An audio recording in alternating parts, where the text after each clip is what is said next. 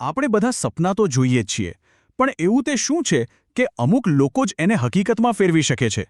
ચાલો આજે એ મનોવૈજ્ઞાનિક ચાવીઓ શોધીએ જે સામાન્ય સપનાને અસાધારણ સફળતામાં બદલી નાખે છે.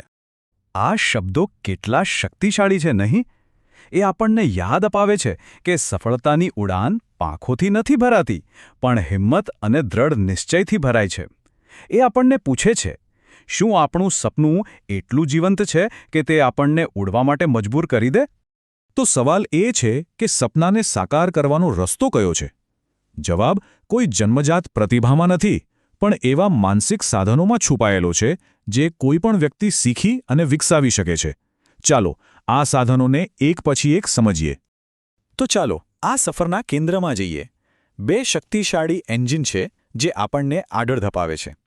પહેલું છે દ્રઢ સંકલ્પ અને બીજું છે જુસ્સો. ચાલો જોઈએ કે આ બંને કેવી રીતે કામ કરે છે. દૃઢ સંકલ્પને એક સ્પાર્કની જેમ સમજો.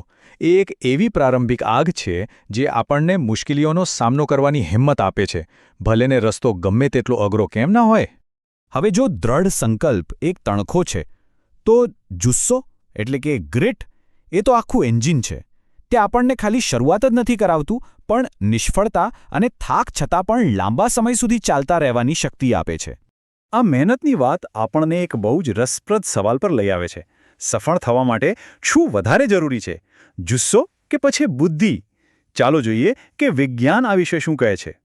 અને અહીંયા એકદમ ચોંકાવનારી વાત સામે આવે છે. સંશોધન એવું કહે છે કે લાંબા ગાળાની સફળતા માટે કોઈનો આઈક્યુ કેટલો છે એના કરતાં એનામાં જુસ્સો કેટલો છે એ વધુ મહત્વનું છે. મતલબ કે સફળતા માત્ર સ્માર્ટ હોવા પર નહીં, પણ ટકી રહેવાની ક્ષમતા પર આધાર રાખે છે. પણ જુઓ, જુસ્સો અને દ્રઢતા ત્યારે જ કામમાં આવે છે જ્યારે રસ્તામાં મુશ્કેલીઓ આવે. અને સફળતાનો કોઈ રસ્તો સીધો સટ નથી હોતો, ખરું ને? અહીં જ સ્થિતિસ્થાપકતા એટલે કે પડીને પાછા ઊભા થવાની ક્ષમતા સૌથી નિર્ણાયક બની જાય છે. અને આ પ્રાચીન જ્ઞાન એ જ તો સ્થિતિસ્થાપકતાના આધુનિક મનોવૈજ્ઞાનિક ખ્યાલને એકદમ સચોટ રીતે રજૂ કરે છે. એટલે સ્થિતિસ્થાપકતાનો અર્થ એ નથી કે કોઈ ક્યારેય નિષ્ફળ નહીં જાય.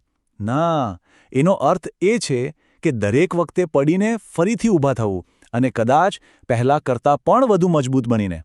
આ જ તો હારને જીતમાં ફેરવવાની કળા છે. આ સ્લાઇડમાં બે અલગ અલગ માનસિકતા દેખાય છે. એક બાજુ સ્થિતિસ્થાપક વ્યક્તિ પડકારને એક તક તરીકે જુએ છે, જ્યારે બીજી બાજુ પીડિત માનસિકતાવાળી વ્યક્તિ હાર માની લે છે અને દોષનો ટોપલો બીજા પર ઢોળે છે. આખરે પસંદગી તો આપણી જ હોય છે. અહીં સૌથી મહત્વની વાત એ સમજવાની છે કે આ બધી વસ્તુઓ જુસ્સો, સ્થિતિસ્થાપકતા, આત્મવિશ્વાસ એ કોઈ જન્મજાત ગુણો નથી. આ તો એવી સ્કિલ્સ છે જેને કોઈપણ વ્યક્તિ મહેનત અને સાચી પદ્ધતિઓથી વિકસાવી શકે છે. આત્મવિશ્વાસ વધારવો એ એક સફર જેવું છે. જેમ કે અહીં બતાવ્યું છે, નાની નાની જીતની ઉજવણી કરવી, નેગેટિવ વિચારોને પડકારવા. આ દરેક નાનું પગલું આપણા અંદરના વિશ્વાસને મજબૂત બનાવે છે. આપણે ઘણીવાર એ ભૂલી જઈએ છીએ કે આપણું મન અને શરીર એકબીજા સાથે કેટલા ઊંડાણથી જોડાયેલા છે. સારી ઊંઘ, કસરત અને સારો ખોરાક એ ખાલી શરીરને જ નહીં, પણ આપણા આત્મવિશ્વાસને પણ જબરદસ્ત બળ આપે છે. અને આ સોનેરી સિદ્ધાંતો આપણને યાદ અપાવે છે કે સફળતા ફક્ત વિચારવા વિશે નથી, પણ કંઈક કરવા વિશે પણ છે. આ સિદ્ધાંતો વિચાર અને ક્રિયા વચ્ચેના પુલ જેવું કામ કરે છે. પણ આ બધી માનસિક શક્તિઓ, જુસ્સો, સ્થિતિસ્થાપકતા, આત્મવિશ્વાસ, આ બધું એક મજબૂત પાયા પર ટકેલું છે. અને એ પાયો છે શિક્ષણ. પણ અહીં શિક્ષણનો અર્થ માત્ર ડિગ્રી મેળવવાનો કે માહિતી ભેગી કરવાનો નથી. ના, સાચું શિક્ષણ તો એનાથી ક્યાંય વધારે ઊંડું છે. સાચું શિક્ષણ આપણું ચારિત્ર્ય ઘડે છે. એ આપણને વિચારતા શીખવે છે, સવાલ પૂછતા શીખવે છે અને એક સારું જીવન જીવવા માટે જરૂરી સમજણ આપે છે. એટલે જ્યારે શિક્ષણ ચારિત્ર્ય અને મૂલ્યોનું સિંચન કરે છે, ત્યારે એક એવી ફળદ્રુપ જમીન તૈયાર કરે છે જેમાં જુસ્સો અને સ્થિતિસ્થાપકતા જેવા ગુણોના બીજ ખીલી શકે છે. અને અંતમાં આ એક શક્તિશાળી વિચાર છે જે યાદ રાખવા જેવો છે.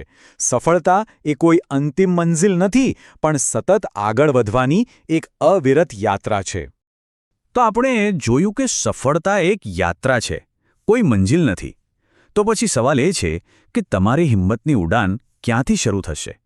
આ સફરનું પહેલું પગલું ક્યારે ભરવામાં આવશે?